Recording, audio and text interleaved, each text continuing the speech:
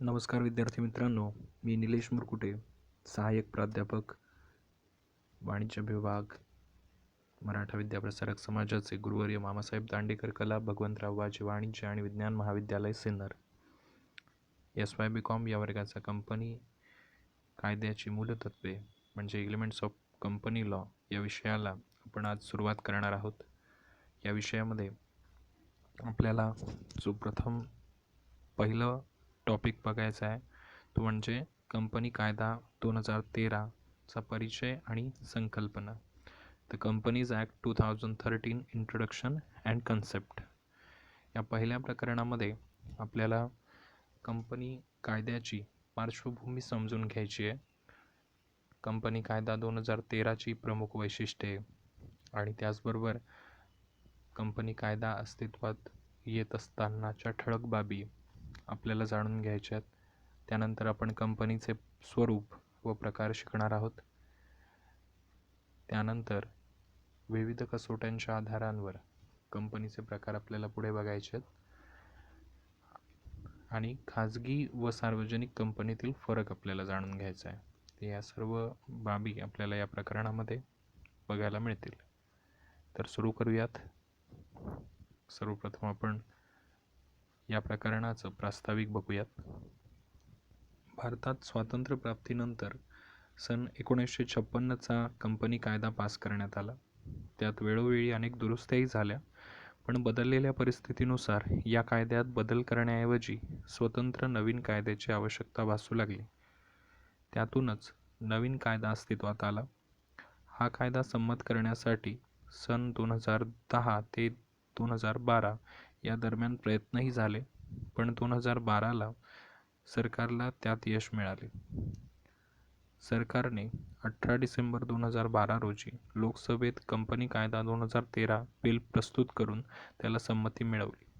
8 August 2013 हा दिवस company साम्राज्याच्या इतिहासात अत्यंत महत्त्वाचा दिवस मानला जातो, कारण याच दिवशी राज्यसभेने या कायद्याला मान्यता दिली. त्यानंतर हे बिल 18 डिसेंबर 2012 रोजी लोकसभेत मंजूर करण्यात येऊन ते राष्ट्रपतींकडे पाठवण्यात आले. राष्ट्रपतींनी त्यावर सही करून कंपनी कायदा 2013 नव्याने अस्तित्वात आला. त्यामुळे कंपनी कारभाराच्या साम्राज्यात सन 2012चे कंपनी कायदा बिल हा एक मैलाचा दगड म्हणून ओळखला जातो. आपल्याला पुढे कंपनी कायदा 2013ची प्रमुख वैशिष्ट्ये बघायची आहेत. त्यामधलं पहिलं जे वैशिष्ट्य आहे ते म्हणजे मोठ्या कंपन्यांनी त्यांच्या वार्षिक शुद्ध नफ्याच्या किमान 2% रक्कम ही कंपनीद्वारे पुरवण्यात येणाऱ्या सामाजिक सुधारणांवर खर्च केली पाहिजे. CSR अंतर्गत येणारी ही तरतूद आहे. कॉर्पोरेट सोशल रिस्पॉन्सिबिलिटी नावाची संकल्पना आपल्याला यापुढे शिकायची आहे. त्या संदर्भातली ही तरतूद आहे. त्यानंतर दुसऱ्या नंबरची तरतूद आहे ती म्हणजे हिशेब तपासणीची नियुक्ती 5 वर्षाकरता केली जाईल, पण आवश्यकता भासल्यास त्यात प्रत्येक वर्षात वार्षिक सर्वसाधारण सभेमध्ये सुधारणा केली जाऊ शकते. त्यानंतर पुढे आहे व्यवस्थापकीय कर्मचाऱ्यांचा विचार करताना प्रत्येक वेळी त्यात पूर्णवेळ संचालकांचा विचार करावा लागेल. आपल्याला संचालकांचे प्रकार पुढे बघायचे आहेत. त्यामध्ये एक प्रकार असतो पूर्णवेळ संचालक. तर पूर्णवेळ संचालकाचा विचार त्यामध्ये करायचा आहे असं सांगितलेलं आहे या तरतुदीमध्ये. आणि त्यानंतर पुढे आहे या कायद्यामध्ये खाजगीरित्या भागांची विक्री या संज्ञेची व्याख्या अत्यंत स्पष्ट केलेली आहे. प्रायव्हेट शेअर्स आपण त्याला म्हणतो किंवा प्रायव्हेट प्लेसमेंट असं देखील म्हणतो. त्यानंतर खाजगी कंपनीत संचालकांच्या संख्येत वाढ करण्यात आलेली आहे, परंतु ती संख्या 12 संचालक होती. नवीन कायद्यातील तरतुदीनुसार ही 15 संचालक करण्यात आलेली आहे. मात्र त्यासाठी विशेष ठराव पास करणे आवश्यक राहील असं सांगितलं. तर या सर्व वैशिष्ट्यांचा अंतर्भाव असलेला हा कंपनी कायदा 2013 हा आपल्याला सांगता येईल. त्यानंतर पुढे आपल्याला कंपन्यांचे स्वरूप व प्रकार बघायचे आहेत. तर कंपन्यांचे स्वरूप आणि प्रकार बघत असताना आपल्याला एकूण 4 महत्त्वाचे प्रकार आहेत असं सांगता येईल आणि त्या 4 महत्त्वाचे उपप्रकार देखील आपल्याला पुढे बघायचे आहेत. तर ते कोणते कोणते प्रकार आहेत ते आपल्याला पुढे सांगता येईल की प्रथम प्रकार जो आहे तो म्हणजे नोंदणीनुसार असलेल्या कंपन्या. तर नोंदणीनुसार कंपन्यामध्ये सनदी कंपन्या म्हणजे चार्टर्ड कंपनीज, विशेष कायद्यान्वये स्थापन झालेल्या कंपन्या म्हणजेच स्टॅच्युटरी कंपनीज आणि नोंदणीकृत कंपन्या याला रजिस्टर्ड कंपनीज असं इंग्लिशमध्ये म्हणतात. तर सनदी कंपन्या ह्या सर्वप्रथम जेव्हा कंपनी कायदा अस्तित्वात नव्हता इंग्लंडमध्ये, त्यावेळेस इंग्लंडच्या राजाच्या परवानगीने, राजाज्ञेनुसार अशा प्रकारच्या कंपन्या सुरू झाल्या. 17व्या शतकात अशा बऱ्याच कंपन्या अस्तित्वात आल्या. त्यांची उद्दिष्टे, कामकाजासंबंधीचे नियम सनदीमध्ये नमूद केले जात असत. कंपन्यांना कायदेशीर व्यक्तिमत्व प्राप्त होतच असे. सभासदांची जबाबदारी मर्यादित स्वरूपाची असे. कंपनी व्यवस्थापनाला त्यांच्या कामकाजाबाबत जबाबदार धरले जात असे. जर कंपनीने दिलेल्या अधिकारांचे उल्लंघन केले तर सनदीची तरतूद सनदीच्या संदर्भात निर्णय घेतला जात असे आणि कंपनीची सनद रद्द करण्याचा अधिकार राजाला होता. या सनदीचे नूतनीकरण करून घ्यावे लागत असे. मर्यादित हा शब्द कंपनीच्या नावाअखेर नमूद करण्याची आवश्यकता नसे. अशा प्रकारच्या कंपन्यांची ठळक नावे म्हणजे ईस्ट इंडिया कंपनी, ही सन 1600 साली स्थापन झाली होती. त्यानंतर बँक ऑफ इंग्लंड आहे, सन 1694 मध्ये स्थापन झाली होती. ब्रिटिश साऊथ आफ्रिका कंपनी 1898 मध्ये स्थापन झाली होती. तर अशा स्वरूपाच्या कंपन्या या सनदी कंपन्या होत्या. भारतात अशा प्रकारच्या कंपन्या अस्तित्वात आल्या नाहीत. आता पुढे दुसरा नंबरचा जो प्रकार आहे तो म्हणजे विशेष कायद्याने स्थापन झालेल्या कंपन्या. याला आपण स्टॅच्युटरी कंपनी असं म्हणतो. सरकारने विशेष कायदा पास करून निर्माण केलेल्या कंपन्या या प्रकारात मोडतात. संसदेत त्यासाठी विशेष ठराव पास करून कंपन्यांचे अधिकार व कार्यक्षेत्र ठरवले जाते. अशा प्रकारच्या कंपन्यांना स्वतंत्र घटनापत्रक किंवा नियमावलीची आवश्यकता नसते. तसेच कंपनीच्या नावाअखेर मर्यादित हा शब्द नमूद करण्याची आवश्यकता नसते. कंपन्यांना लागणारे भांडवल व वित्तपुरवठा सरकारमार्फत पुरवला जातो. त्यामुळे त्यांच्या कामकाजावर सरकारचे पूर्णपणे नियंत्रण असते. अशा प्रकारच्या कंपन्या मुख्यतः सार्वजनिक सेवा पुरवण्याचे काम करतात. या कंपन्यांची उदाहरणे म्हणजे reserve bank of India, state bank of India, औद्योगिक वित्तपुरवठा महामंडळ, आयुर्विमा महामंडळ, राज्य व्यापार महामंडळ. या कंपन्या इतरत्र संसदीय कंपन्या असतात किंवा याला पार्लिमेंटरी कंपनी असेही म्हणतात. कारण या प्रकारच्या ज्या कंपन्या असतात त्यांची निर्मिती व नियंत्रण हे शासनामार्फतच होत असते. त्यामुळे त्यांच्या कामकाजाबाबत संसदेत चर्चा केली जाते. तदनंतर आपल्याला तिसऱ्या क्रमांकाचा प्रकार बघायचा आहे नोंदणीनुसार कंपन्यांमध्ये, तो म्हणजे नोंदणीकृत कंपन्या. तर नोंदणीकृत कंपन्या म्हणजेच रजिस्टर्ड कंपनीज. भारतीय कंपनी कायदा 2013च्या कायदेशीर तरतुदीच्या अनुसार ज्या कंपन्या स्थापन होतात त्यांना नोंदणी कंपन्या असे म्हणतात. त्यासाठी सरकारची परवानगी व संमती घ्यावी लागत नाही. आर्थिक उलाढाल करून नफा मिळवण्याच्या हेतूने काही व्यक्ती एकत्र येऊन कंपनीचे भांडवल जमा करतात व कंपनी कायद्यानुसार नोंदणी अधिकाऱ्याच्या कार्यालयात रीतसर नोंदणी करून घेतात. म्हणजे कंपनी कार्यालयात जाऊन कंपनी च्या नोंदणीच्या अधिकाऱ्याच्या ठिकाणी रीतसर रजिस्ट्रेशन करतात. त्यानंतर त्यांना व्यवसाय सुरू करण्याची परवानगी मिळते. नोंदणी करणे म्हणजे अधिकृत परवानगी घेणे. अशा प्रकारच्या कंपन्या उत्पादन किंवा मालाची विक्री करतात. त्यांच्या सभासद संख्येनुसार खाजगी मर्यादित कंपनी किंवा सार्वजनिक मर्यादित कंपनी या प्रकारात विभागणी होते. त्यांच्या नावाअखेर मर्यादित म्हणजेच लिमिटेड हा शब्द नमूद करणे आवश्यक आहे. जर ती खाजगी मर्यादित कंपनी असेल तर त्या नावाअखेर प्रायव्हेट लिमिटेड हा शब्द नमूद करणे बंधनकारक आहे.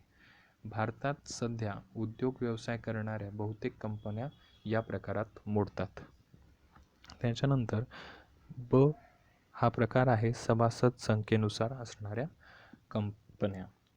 यामध्ये खाजगी कंपन्या आहेत आणि सार्वजनिक कंपन्या आहेत.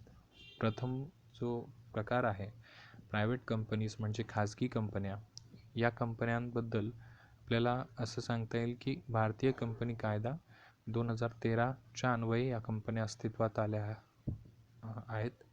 याची व्याख्या अशा प्रकारे केलेली आहे की कंपनी कायदा 2013 मधील कलम 2 मधील उपकलम 68 प्रमाणे खाजगी कंपनीची व्याख्या ज्या कंपनीचे वसूल भांडवल किंवा ज्या कंपनीचे भांडवल किमान 1,00,000 रुपये असून कमाल भांडवल नियमावलीनुसार ठरविले जाते तिला खाजगी कंपनी असे म्हणतात. पुन्हा एकदा सांगतो, ज्या कंपनीचे वसूल झालेले भांडवल किमान रुपये 1,00,000 असून कमाल भांडवल नियमावलीनुसार ठरविण्यात येते तिला खाजगी कंपनी असे म्हणतात. बघा, या कंपनीमध्ये नियमावलीप्रमाणे कंपनीच्या भागाच्या हस्तांतरावर बंदी घातलेली आहे. आपल्या सभासदांची संख्या 200 पर्यंत मर्यादित ठेवलेली आहे आणि कंपनीचे भाग व कर्जरोखे खरेदी करण्यासाठी जनतेस आवाहन करण्यास बंदी घातलेली आहे.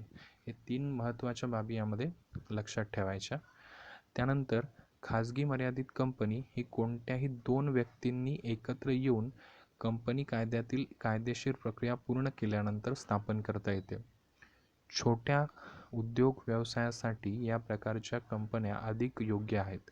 सभासद संख्या 200 पेक्षा अधिक ठेवता येत नाही. अर्थात यामध्ये कंपनीतील सेवकांची व अधिकाऱ्यांची संख्या धरली जात नाही.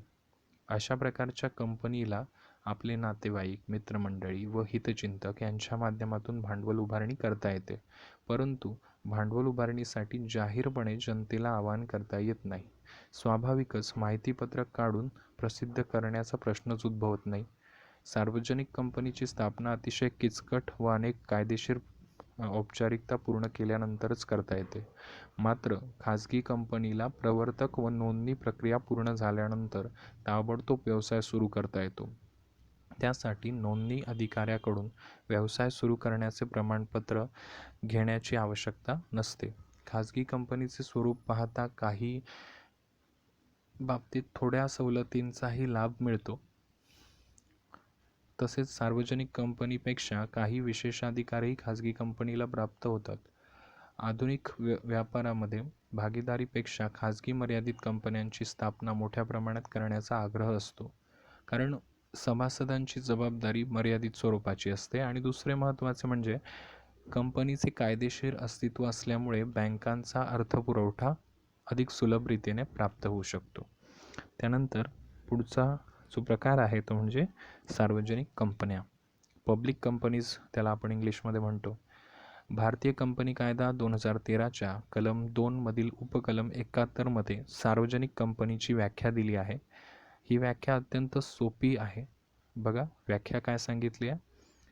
सार्वजनिक कंपनी म्हणजे जी कंपनी खाजगी नाही ती कंपनी होय. तिचे वसूल झालेले भांडवल किमान रुपये 5,00,000 असावे. कमाल भांडवल नियमावलीनुसार ठरविले जाऊ शकते. पुन्हा एकदा मी व्याख्या सांगतो सार्वजनिक कंपनीची. सार्वजनिक कंपनी म्हणजे जी कंपनी खाजगी नाही ती कंपनी होय. तिचे वसूल झालेले भांडवल किमान रुपये 5,00,000 असावे. कमाल भांडवल नियमावलीनुसार ठरवले जाऊ शकते. तर ही व्याख्या जरी सोपी असली तरी ती समजून घेणं आवश्यक आहे. खाजगी कंपनीवर लादलेले निर्बंध हे सार्वजनिक कंपनीला लागू नाहीत. म्हणजेच सार्वजनिक कंपन्यांना नियमावलीप्रमाणे ज्या कंपनीच्या सभासदांना आपल्या भागांचे हस्तांतरण केव्हाही मुक्तपणे करता येते अशी कंपनी. त्यानंतर सभासदांच्या संख्येवर मर्यादा नसते अशी कंपनी. त्यानंतर आपल्याला सांगता येईल की भाग भांडवल गोळा करण्यासाठी सार्वजनिकरित्या जनतेला आवाहन करता येते. त्यानंतर महत्त्वाची गोष्ट म्हणजे तिचे वसूल झालेले भांडवल किमान 5 लाख रुपये इतके असावे. सार्वजनिक कंपनीची स्थापना करण्यासाठी कमीत कमी 7 जणांची आवश्यकता असते, तर कमाल संख्येवर मर्यादा नसते. कोणत्याही व्यक्तीस कंपनीचे भागधारक होता येते. भागधारकांना आवश्यकता वाटल्यास त्यांचे भाग ते दुसऱ्या कोणत्याही व्यक्तीस मोकळेपणाने हस्तांतरित करू शकतात. सार्वजनिक कंपनीला भागांची किंवा रोख्यांची विक्री करताना माहितीपत्रकाद्वारे जनतेस आवाहन करता येते. पुढचा आपल्याला प्रकार पाहायचा आहे तो म्हणजे जबाबदारी तत्वानुसार कंपनीचे प्रकार. यामध्ये प्रथम जो प्रकार आहे तो म्हणजे भागांनी मर्यादित असलेल्या कंपन्या, कंपनीज लिमिटेड बाय शेअर्स. ज्या कंपन्यांचे भाग भांडवल सभासद भाग खरेदी करू घेतात व त्या सभासदांची जबाबदारी त्यांना खरेदी केलेल्या भागांची, त्यांनी जी भाग खरेदी केलेले आहेत त्या भागांच्या किमती एवढीच असते, त्या कंपन्यांना भागांनी मर्यादित कंपन्या असे म्हणतात. मर्यादित रकमेची तरतूद घटनापत्रकानुसार केलेली असते. जर भागधारकांनी भागांच्या दर्शनी किमती एवढी पूर्ण रक्कम भरली असेल तर त्यांना त्यापेक्षा जादा रक्कम देण्याची आवश्यकता नसते. मुख्यतः कंपनी बंद होताना कंपनीची मालमत्ता विकून देणी फेडावी लागतात आणि देणी जास्त व त्या मानाने मालमत्ता कमी रकमेची असेल तर ती रक्कम देण्याची जबाबदारी कोणाची? या परिस्थितीत जर भागधारकांनी अंशात्मक भाग भांडवल कंपनीला दिले असेल तर उर्वरित रकमेएवढी त्यांची जबाबदारी मर्यादित असते आणि भागाच्या रकमेएवढी पूर्ण रक्कम सभासदांनी भरली असेल तर त्यांची जबाबदारी 0 असते, म्हणजे जबाबदारी नसतेच. त्यानंतर आपल्याला दुसरा जो प्रकार बघायचा आहे तो म्हणजे हमीने मर्यादित कंपन्या, कंपनीज लिमिटेड बाय गॅरंटी. हमीने मर्यादित कंपन्या म्हणजे ज्या कंपन्यांच्या सभासदांची जबाबदारी त्यांनी दिलेल्या हमीच्या रकमेपुरती मर्यादित असते त्यांना हमीने मर्यादित असलेल्या कंपन्या असे म्हणतात. अशा प्रकारच्या कंपन्यांचे वैशिष्ट्य म्हणजे त्या नफा मिळवण्यासाठी स्थापन झालेल्या नसतात, तर क्रीडा, सांस्कृतिक, विज्ञान आणि वाणिज्य क्षेत्रांचा विकास व्हावा या हेतूने स्थापन होतात. या कंपन्यांना भाग भांडवलाची आवश्यकता नसते, तसेच त्यांच्या नावाच्या शेवटी मर्यादित या शब्दाची आवश्यकता नसते. हमीची रक्कम कंपनीच्या घटनापत्रकात नमूद केलेली असते. हमी दिलेली रक्कम सभासदांना ताबडतोब रोख स्वरूपात द्यावी लागत नाही, मात्र कंपनीचे विसर्जन झाल्यानंतर त्याने हमी दिलेली ठराविक रक्कम देण्याची जबाबदारी पार पाडावी लागते. अशा प्रकारच्या कंपन्यांना देणगी स्वरूपात रक्कम स्वीकारता येते, अर्थात अशा कंपन्यांची संख्या कमी आहे. त्यानंतर तिसरा जो मुद्दा आहे तो म्हणजे अमर्यादित कंपन्या, अनलिमिटेड कंपनीज. ज्या कंपनीत भागधारकांची जबाबदारी अमर्यादित स्वरूपाची असते त्या कंपनीला अमर्यादित कंपनी असे म्हणतात. भागीदारी संस्थेप्रमाणेच भागधारकाला कंपनीची देणी फेडण्यासाठी जादा रक्कम लागल्यास स्वतः फेडावी लागतात. त्यांची जबाबदारी अमर्यादित स्वरूपाची असते. अमर्यादित कंपनीला मर्यादित कंपनीमध्ये रूपांतर करता येते. त्यासाठी सभासदांना विशेष ठराव संमत करावा लागतो व नोंदणी अधिकाऱ्यांकडे मर्यादित कंपनी म्हणून कंपनीची नोंदणी करता येते. प्रत्यक्षात अशा प्रकारच्या कंपन्या फारशा अस्तित्वात नाहीत. त्यानंतर चौथ्या नंबरचा प्रकार जो आहे तो म्हणजे इतर कंपन्यांचे प्रकार. यामध्ये सर्वप्रथम त्यांनी सांगितलं आहे की सरकारी कंपन्या, गव्हर्नमेंट कंपनीज आपण ज्याला म्हणतो, ज्या कंपन्यांच्या वसूल भागभांडवलापैकी 51% भागभांडवल मध्यवर्ती सरकार किंवा राज्य सरकार किंवा दोन्ही सरकारे धारण करतात त्या कंपन्यांना सरकारी कंपन्या असे म्हणतात. आपल्या देशात मुख्यतः सार्वजनिक व अत्यावश्यक ज्या सेवा आहेत, उदाहरणार्थ वीज आहे, पाणी आहे, मूलभूत उद्योगधंदे आहेत, हे पुरवण्यासाठी सरकारी कंपन्यांची स्थापना राज्य सरकार किंवा केंद्र सरकार किंवा दोघांच्या संयुक्त प्रयत्नातून होत असते. या कंपन्यांच्या हिशेबाची तपासणी भारत सरकारच्या हिशेब तपासनीस यांच्या आदेशाप्रमाणे केली जाते. सरकारी कंपन्यांच्या कारभारासंबंधी लोकायुक्त प्रतिनिधींना सभागृहात चर्चा करता येते. लोकनियुक्त जे प्रतिनिधी आहेत त्यांना सभागृहामध्ये सरकारी कंपनींच्या संदर्भात चर्चा करता येते. केंद्र सरकारच्या पुढाकाराने झालेली ती कंपनी असेल, स्थापना झालेली असेल, तर तिच्या कामकाजासंबंधी लोकसभेत किंवा राज्यसभेत चर्चा करता येते. परंतु जर कंपनीची स्थापना राज्य सरकारच्या पुढाकाराने झालेली असेल तर तिच्या कारभारासंबंधी विधानसभेत किंवा विधान परिषदेत चर्चा करता येते.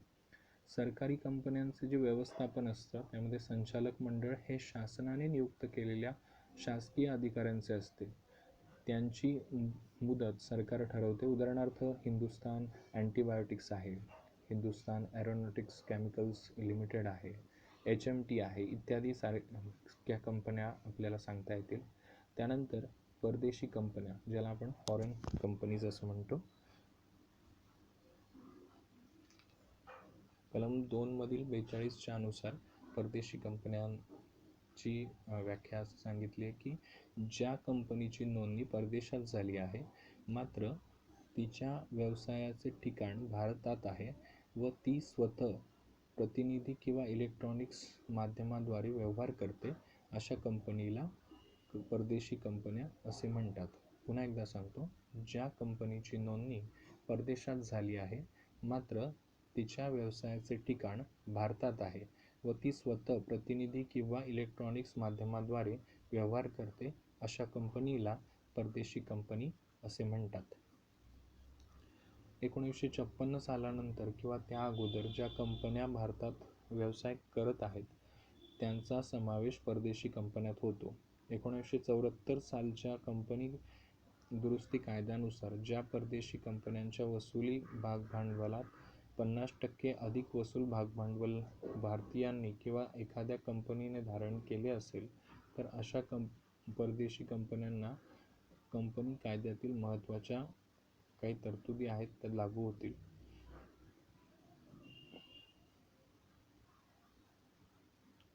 कलम 379 ते कलम 383 मधील परदेशी कंपन्यांच्या संबंधी महत्त्वाचे नियम नमूद केलेले आहेत. तर त्यामध्ये ज्या प्रमुख बाबी आहेत त्या आपल्याला सांगता येतील की प्रत्येक परदेशी कंपनीला भारतात व्यवसाय सुरू केल्यानंतर 30 दिवसांच्या आत नोंदणी अधिकाऱ्याच्या कार्यालयात पुढील महत्त्वाचे कागदपत्र सादर करावे लागतात. पुढील कोणते कोणते कागदपत्र आहेत तर ते म्हणजे कंपनीच्या घटनापत्रक व नियमावलीची प्रत, एक घटनापत्रक व नियमावलीची प्रत,